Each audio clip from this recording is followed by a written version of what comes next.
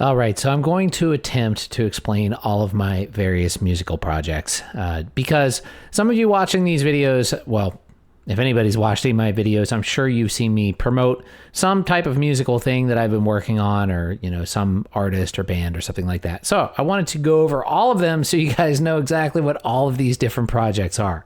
So number one, Demonic Sweaters. It's the name of this YouTube channel. It is basically my solo music, but it is also a band. In order to understand all of that and the reason why it's like that, I guess I should go back to the origins of Demonic Sweaters, the name, which came from about, I think, 2013 or somewhere around there. I had this box. Actually, it was before that. Was it? No, it was around 2013. I had this box of various recordings of cassettes and other, you know, like discs and things like that I'd collected over the years of recordings that I was either the main person or the only person on, or it was like jam sessions with groups of people and things like that. And I had this box that I'd been sitting on for a long time. And after I'd moved to New York City, I was trying to clear out some of my stuff, and I had this box. And so I went through the box and I started listening to everything, and I had no idea what most of it was, like who was on it. I think most of it was me, but some of it could have been other people. Cause it'd been years that I was doing this stuff, and a lot of it was just like noisy and weird and everything. So I was going to put it on my computer and digitize it. And then I was like, well, maybe I could do this a way that's kind of interesting, that's, you know, less boring, you know? So because not all of it was that great, you know? So what I did is I had this old Power Mac computer, like a 1990s Power Mac computer or early 2000s. And I recorded, not that it couldn't record in full quality, but I decided to record everything in 8-bit in a program called Pro Tools Free, which was like a very old version of Pro Tools that was free. And you could download it from DigiDesign's website back in the day. And I basically put everything in Pro Tools Free and had the session in 8-bit. And I made all these edits and put effects and like created this collection of songs. You know, it was very experimental and very noisy out of all these like tapes and recordings that I had recorded into 8-bit into Pro Tools Free. And once I had finished with that, I didn't really know what to call it. So I just called it Demonic Sweaters because of basically a blog post that I saw about the televangelists talking about how you shouldn't buy sweaters from thrift stores because they could be possessed by demons. And I just got a kick out of that. I thought it was really funny. Like, I was like, boy, I wonder if I have any demonic sweaters. And so that's where the name came from. I wrote it on this record. Well, I didn't write. Did I write it? I think I made a disc and I wrote it on the disc, but I named it, I typed it, whatever, Demonic Sweaters. And that was that. And then at that same time, the band I was playing in was supposed to play this warehouse show in Brooklyn, and the band kind of fizzled out. And so the person who put on the show was like, well, can you do anything else? And I was like, I don't know. I kind of made this weird tape called Demonic Sweaters, or this weird recording called Demonic Sweaters, and sent him some of the stuff. And he was like, wow, that's really cool. Do you think you could perform that? And I'm like, I don't know, maybe. And so I put together this like crazy collection of like all this weird MIDI equipment and samplers and things like that, and played this warehouse show as Demonic Sweaters. And it was a complete and total disaster. Like, it was terrible because it was really dark there. There were no stage lights, and like most of the stuff I was using had these little screens on it with like very low backlight. So I just really could not tell what I was doing for a lot of it. So it just ended up being like a bunch of noise. But everybody liked the name Demonic Sweaters. Everybody remembered it, and everybody got a kick out of it. Like, everybody came up to me and was like, that name is so funny, blah, blah, blah. And so I started naming everything that I was doing at the time Demonic Sweaters.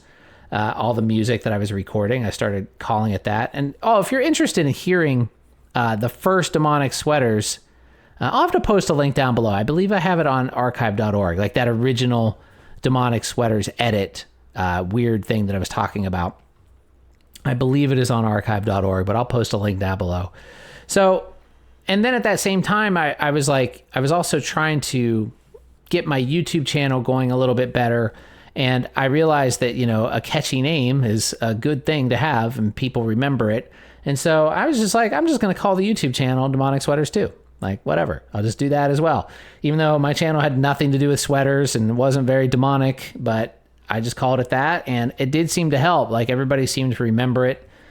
And then, the music started to evolve. I started to write more real songs, and they became, for a while there, a bit chiptune-y. Like chiptunes, if you're not familiar, is like 8-bit, like video game sounding stuff. And I was playing drums to a lot of those type of things. And then I started, branching out even more and adding guitar, and it started slowly but surely becoming more and more rock. And then I started adding vocals. And then I was like, well, I would love to turn this into an actual band instead of having to, perform just by myself all the time. And so that's when I met John. John is the guitar player in Demonic Sweaters, the band, one of the guitar players. And I met him first. Well, actually, I had known our bassist, Ronan, before that, but I'll get to that here in a little bit. But I met John on Craigslist and told him about the idea. At first, it was just going to be, me and him. I was like, I just want one other person, because I wanted to keep it simple. I didn't want to have to organize like a bunch of people, and because the more people you have in a band, the more difficult it is to get all of that stuff going.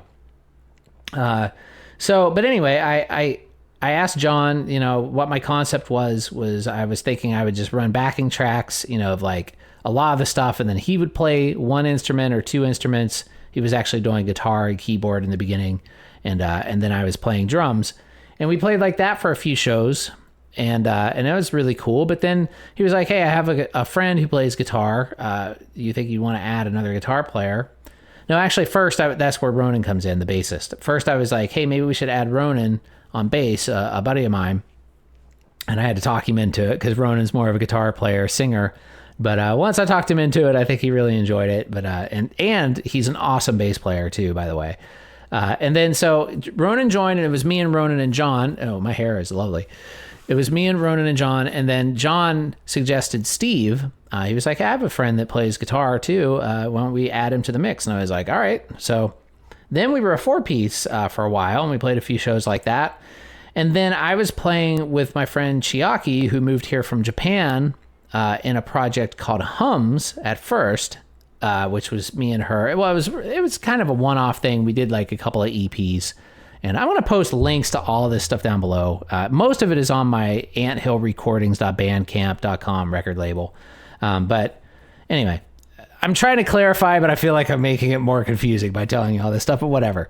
So me and Chiaki were playing in a project, and I was like, I was like, man, I would love to have a synth player, because there's a lot of synth in a lot of this music.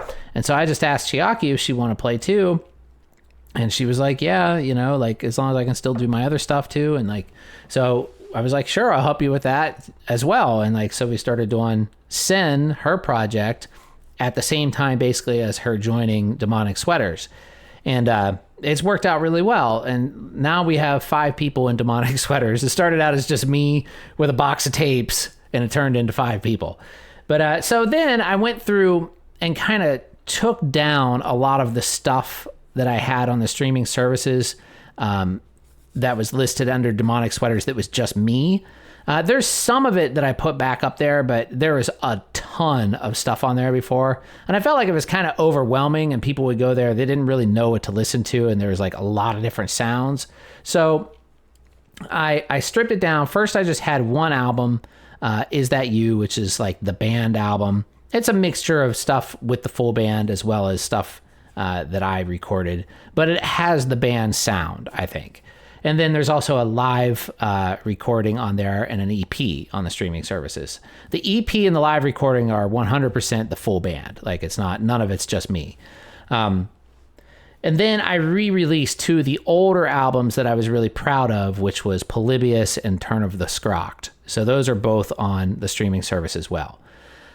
Okay, that being said, if you go to anthillrecordings.bandcamp.com, there are a ton of things on there, like music that I recorded over the years. And a lot of that I renamed to Demonic Sweaters tapes, just to not to get it confused with the current version of Demonic Sweaters. Okay, so the next project here that I want to talk about is Manasota. Manasota, again, is just one of my solo projects where I play all the instruments and write all the music and record everything myself and blah, blah, blah. But that one started in 2016. And Manasota, I had a really strong concept of how I wanted it to sound, I think, right from the beginning. And I think that I've stayed true to that sound all the way from 2016 until now.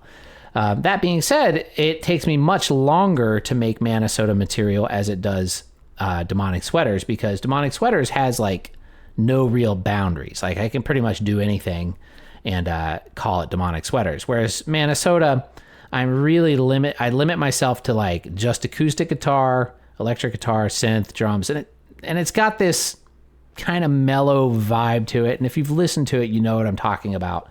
And all of it has that similar kind of tropical, new agey, jazzy vibe. I don't really know what to call it.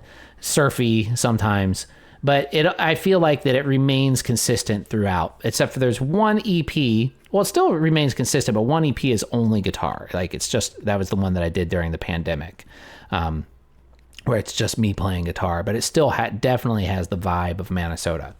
So Manasota is just me. I've never had a band for Manasota to perform live. Although at one point in the videos that I did back in 2016, I did put together a band, so I just lied. But it was only for 2 songs, and one of those songs wasn't a Manasota song.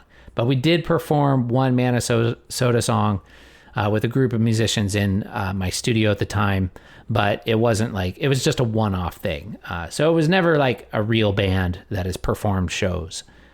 So one more project that I want to mention here is Mockman Mini, Machman Mini, which is also just me. And this one is the origins of Mockman Mini actually at first was stuff that I was recording as Demonic Sweaters, but the band was kind of forming at the time and I wasn't really sure if I wanted to continue calling it Demonic Sweaters. So I called it Mockman Mini. And then I felt like it was too hard to get people to find it and nobody was listening to it. And so I renamed everything back to Demonic Sweaters for a while. But then I started regretting that again because the band, and then it felt like it was too inconsistent of a sound.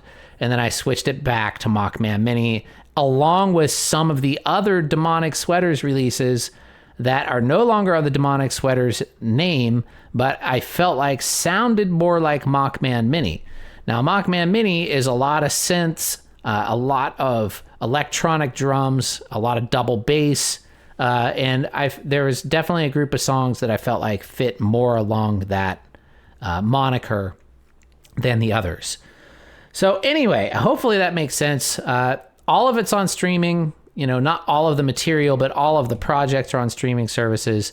Well, I didn't mention a couple other things too. One of them is Sen. Well, I did kind of mention that a little bit, but that's me and Chiaki. And that is Chiaki's project. Like Chiaki writes all the music in that, and I just help her out. And then I've also played on Ronan Conroy's albums. Ronan is our bassist, Demonic Sweaters bassist. And he has at least 3 or 4 albums. I can't remember how many, but I'm pretty sure I'm on all of them playing drums. Not on every song, but a lot of the songs. So you should check out him as well. And he also has a Bandcamp page too. I believe it's just ronanconroy.bandcamp.com. Sen, I'll put a link down to that down below for Chiaki's project.